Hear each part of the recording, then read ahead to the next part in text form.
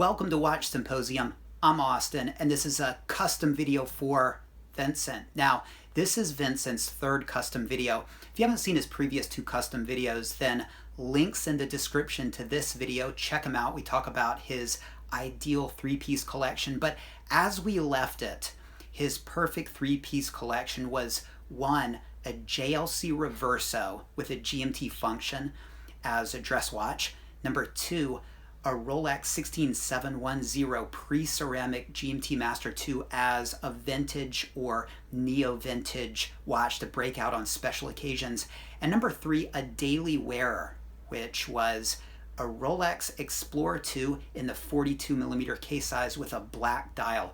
All of these watches are GMT function watches, and the watch we're going to focus on today is another GMT function watch. It's the discontinued Rolex 116710LN. That's the black bezeled ceramic GMT Master 2 with the polished middle links and the oyster bracelet. All right, Vincent writes, Austin, before I start my ranting about the 116710LN, I must emphasize that I established my three watch collection.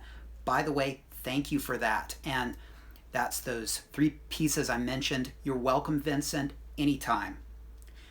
Second, this is a vision of a perfect watch collection from a guy who wants to own three pieces only, just three pieces. So it's a very subjective thing. I started thinking about this topic when you mentioned a balanced collection and proposed to look at the ceramic Rolex Submariner. And I did that because he had three GMT watches, and I thought if you took one of those Rolexes out, you put a dive watch there, it would make for a more, quote, balanced, well-rounded collection. So that's where that suggestion came from. He writes, although it is an excellent recommendation, I have two issues with it. Number one, I don't want a balanced collection. I'm okay to have three GMT watches with a date. I believe that is the most practical complication in the watch to have. Vincent, I agree. I love the GMT function, and I love Freakish four-handed watches. I love traveling with them. And, they're watches that are adventure watches, travelers' watches. I love the kind of personality of the GMT watch. So I hear you there. And then number two, I have no need for a chronograph or a simple three-handed watch. I would buy a Seiko 5 for that. So he's basically rejecting the idea of the well-rounded collection, the GMT dive watch, chronograph, dress watch ideal that is out there. And I'm all for that. Collect what you like. Collect what you like. A lot of people would look at my collection and say, steel 40mm professional Rolexes with informational bezels. It's all the same damn watch. It's what I like. And if it's what you like, then that's fine. That's all that matters. He writes, I agree that there are great models out there, the Rolex OP with a concentric dial, the Air King, the Speedmaster, but I saw how a man with a perfect collection sold it all to have 5 Pateks, to prove something to other people. Shots fired at the Pontiff. All right, well, I think he's up to 6 Pateks, but in the Pontiff's defense, I think that's just what he likes. And if that's what he likes, more power to him, I think he doesn't like the fact that he doesn't get the respect he thinks he deserves for putting that collection together, and it is a pretty amazing collection, but I wouldn't have given up what he gave up to make it happen. I think many people wouldn't have, and he went against his own advice. All men need a Rolex, but if he's happy, it's all that matters, right? I want to have watches that I love and enjoy instead of filling gaps in the line. So the only ceramic Rolex I see as an option for me is the Rolex GMT2 116710LN. Although it's a gorgeous watch, it falls into the territory of the 16710, making things complicated. Yeah, I mean, they're both Rolexes, they're both GMT Master 2s, but they're completely different aesthetic and completely different personality as well. And I think you could add both to a collection and they'd work well together. But again, he's strict. No more than 3 pieces, so he doesn't want to do that. To compare apples to apples, let us compare a Rolex 16710 with a black insert to a Rolex 116710 LN ceramic all black GMT. Both watches are great GMTs, but there's a problem. The 16710 is the GMT to own. It is the grail. I can hear all the pros about the 116710 LN, but it can't change my thoughts about the 16710. It's about emotion and passion, and there's a lack of it in the case of the Ceramic GMT. All right, a lot of people with Cerachrome bezeled 6-digit Rolexes are probably being triggered right now. Drop a comment in the comment section. Take out your frustrations there. Look, he goes hard against the 6-digit Ceramic GMT. I feel the same way, but that's not to say I don't think one would fit in a collection. And look, it would be an experience and a little bit of education to own one. So I'm not opposed to it, but when push comes to shove, if I had to choose one over the other, I'm with Vincent here. I just much prefer the aesthetic and personality of 16710s. So when I compare both of them, it's interesting, but I know which would win. The Ceramic GMT can't beat the 16710 for me, period. The obvious decision is to have both of them in the collection. That's what I'm saying. Why choose? You can have both. They work really well together. But here is another problem with the Ceramic GMT as a second watch. Wearing it is an event by itself. It is flashy, in your face, but I would prefer a more subtle watch for everyday use. If I had a 16710 as a special occasion watch already, I would prefer any Explorer 2 over the Ceramic GMT any day of the week. And indeed, those polished middle links, the shiny Cerachrome on the bezel of the 116710 LN is going to make it more ostentatious, shiny, eye-catching. And as a daily wearer, that might be something you want. It's not something I would want. I don't like that. I am drawn to Rolex despite all of that pomp, okay? I sort of like the tool watch heritage of the brand. And so they've gone up market, they've completely changed, and what attracts most people to them now, all that blingy, wrist candy, that's actually a turnoff for me. So I hear where Vincent is coming from. The next solution is to have a 3-piece watch collection with a Rolex 16710, the pre-ceramic, the 116710 LN, the ceramic, all black, and the Explorer 2. So basically getting rid of the JLC. But of course, I have a problem with it. I wouldn't be wearing one of these watches enough to justify buying it. I don't see why not. I mean, you can wear any of those watches as much or as little as you want. And that's a great collection. The 6-digit GMT is kind of blingy, so that might be the one you want to sparingly bring out and just wear on special occasions. The 5-digit sub is perfect for anything, and then of course your daily wear in the Explorer 2. You don't have your dress watch. Any of these could work as a dress watch, right? But you don't have your JLC anymore. But do you really need one? I don't know. I like this more. I mean, I'm having a Rolex-centric collection. No problems with that when it comes to me. So please don't get me wrong. The 116710 LN is a great watch, a perfect one Rolex to own, but it is like a modern car. Here he talks about cars. I don't understand any of it. If you don't, come back in 20 seconds, but this is for all you car people out there. It is the BMW X6 of the watches. The sports coupe SUV is fast and practical, but in the end, it is not as practical as a BMW X5 and not so fast and charismatic as the BMW M3 CSL coupe. And then in parentheses, E46, despite its age, is extremely loved and desirable across the car community. All right, I have no idea what any of that meant. It is the jack of all trades, but a master of none. Okay, so again, he's talking about the 6-digit Ceramic GMT, a jack of all trades and a master of none. Interesting, okay. it isn't as practical as the Explorer 2 and not so charismatic as the 16710. Well, again, it's kind of an opinion thing. I don't think it's as charismatic. You know, in a way, I think he's kind of right, because it ain't a tool watch anymore. It's too much bling to be a tool watch.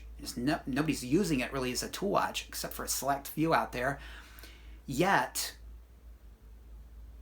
there are much better watches that fit better with a suit, better dress watches out there. So it's like, yeah, I mean, I see what he's saying, and that's interesting. I mean, it's totally lost something with those polished middle links and the shiny Cerachrome, the tool watch aesthetic, but it's not like a fancy watch anymore. You know, I've said it in other videos. They're sort of 6-digit fancy homages of their discontinued tool watch brethren from the past. So, yeah, that's an interesting thing to talk about. Comment in the comment section if you're agreeing with this, if you're not. In the end, it is a good investment. It is the last of the monochromatic GMTs, and it is cheaper than the 16710. And I don't care. Well, it's not cheaper here in Japan. For about 10,000 USD, you can get a pre-ceramic GMT, and for about 12,000, the all-black ceramic GMT. So Japanese like things that are newer. Blingy is good here. You know, people pay good money for a watch, so people notice it. So it's selling for more here, but where you are, Vincent, it must be selling for less. That's really interesting. All right. As far as it being a good investment, yeah, I mean, I think your money's going to hold there, but I tend to think that the 5-digit GMTs are better investments when you're talking about box and papers, you know, non-polished, good example. But I don't know. I mean, a lot of people say, you know, it's the last of this or the first of that. And, you know, indeed, this is, you know, we're talking about the last of the monochromatic GMTs. But, you know, I think people don't buy for that. I think people try and justify, you know, the price may be going up in the future because of that, or it might become a collector's item because of that. But people don't walk around saying, I got to get the last of this. Okay, people say, I want this, and plus, oh, it's the last of this, so it's going to go up. Or I've got this, and it's the first of this or the last of this, so it's going to go up. I mean, it's people buy these watches, I think, because they like them. And I think right now, at least, if you like the pre-ceramic, you're going to be buying the 5 digits. And if you like the ceramic, you're probably going to want the newer, nice, shiny pieces. And, you know, aren't you getting that shiny, polished, middle-linked, Cerachrome bezeled watch to impress your friends? Well, you know, the Pepsi and the BLNR are going to do that more. And so right now, and this could account for the fact that it, you know, went from 8,000 to 16,000 back down to 12. It doesn't have a place because the people like me and Vincent we don't really have a reason to get it. We like our 5 digits, and the people that are attracted to the 6 digits are probably attracted to the newest of the new. And so it's sort of in a no man's land right here. So the future of that, it's interesting. I don't know.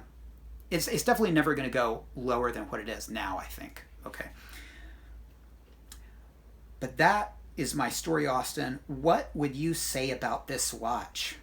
How it fits into your collection? I want to hear your opinion. 116710 Ellen versus 16710. What is your take? All right, well, what's my take? I mean, look, if I had to choose between the two, I'm a 5-digit guy. Those are the watches that brought me into the hobby. Those, you know, tool watches, instruments used in the field. And the watches these days, they're different. You know, the whole company has changed. The whole vibe of the watch has changed, and people aren't wearing them for the same reason. And they're wearing them for different reasons. And they are, you know, blingy statement pieces these days. I'm not into that. Okay, that's why I don't like gold pieces, two-tone pieces. I don't want that. I like subtle, nice pieces that remind me of the adventures of times gone past and time's gone by, and that's what I like about these watches. So when it comes to this, the sort of the vibe and the feeling and the heart and soul, I'm a 5-digit guy. But that's not to say that I don't respect, what Rolex is doing. Would I like to have a 6-digit piece? Yes, for educational purposes. I'd like to see what it's like. Would I like wearing it more? Would I say, hey, I kind of like the way it kind of stands out and sparkles, and I feel like it's got some wrist presence? Bullshit. I don't like any of that stuff, okay? So I can see liking it and enjoying it, but kind of going back to the 5 digits. I can't see wanting to wear those a lot, okay? And so, yeah, there's that. And I'll tell you right now what I think is huge, and that's the fact of the polished middle links. I mean, that was huge when Rolex started doing that, because it was just a clear admission and deviation from their watches, their professional watches, as to watches onto blingy statement pieces. And it was a real turnoff for me, and there are many watches that I would love to have if it wasn't for that. The discontinued chronograph, the 6-digit, the Milgauss, the Yachtmaster. Those are all pieces that I would probably add to my collection if they didn't have those damn polished middle links. But I hate that, okay? And they look especially bad on the Oyster bracelet because they're like big mirrors. You can get away with it a little bit more on the Jubilee bracelet. So back in the day, when they did that, they lost me completely there. And so at the time, when the 116710 LN was towards the end of its run, it was selling for about 8,000 here, and you could get for the same price a 5-digit. Now, there's no way I would have paid as much for that as a 5-digit. I would just get another 5-digit. I did get another 5-digit, and it was sort of the unloved version. People were fixated on the BL&R, and I like the BL&R more. I mean, I like the color scheme, and it was this all black, relatively subdued and arguably boring watch, and it had the green accents, and green's not as pretty as the blue. And then it was discontinued, and my appreciation for it, and I think everybody, sort of increased a little bit, because it was the end of an era. And it's weird, because I have to ask myself, do I really like it, or do I just like it because it's gone? And I really just like it because it's gone, because I didn't like it when it was here. And the only thing that's different is that it's gone. And I like discontinued pieces. I feel like they're special. You can't get them anymore. And there's that. All right. I mean, would I add one? Yeah. I mean, I thought about it in the past, but when it comes down to it, I like the 5-digit aesthetic more. Okay. And so if I do ever go 6-digit, I'll save it for the new piece. And if I never get a new piece, I'm okay with that. All right. And so that's how I feel about those. And I think that it's great in a way when people say, these are my watches and I'm taking control of my freaking watch, and I'm going to polish those. I'm going to brush those polished middle links, and I'm going to make it the way I like it. And people do that, and part of me respects that, but it's not something I could ever do, okay, because I'm a purist, and I would look at it like a molested piece. And so really everything that Rolex has become with their GMT line, while I would get one at this point in time, I don't like, okay? I want one for educational purposes, if that makes any sense, okay? But yeah, new fancy internals, that's cool, but yeah, the shininess, I don't have much use for it. I'm not old enough to where the maxi dial and the maxi hands are coming into play. I can see how a lot of older people would really like that. Much easier to see the time. So, but it's just something that I've never gone through the portal of a 6-digit ceramic piece, and I kind of want to, just to see what it's like. But do I like them more than the 5-digit? Absolutely not. Will I ever? No. And I think your take, Vincent, is pretty much just like mine. I'm a 5-digit guy, and if you're just going to get one, GMT Master 2, I think you're choosing the right one. But I would rather have a 6-digit all black ceramic GMT, then that reverso. So that's just me. I think that 3-piece all Rolex collection, that would be awesome. Why not? I mean, you got the ceramic and then the pre-ceramic and your daily wear. That's what I would do. Thanks for the question, Vincent. I do appreciate it. I'll see you guys in the next video. Let me know in the comment section what you think.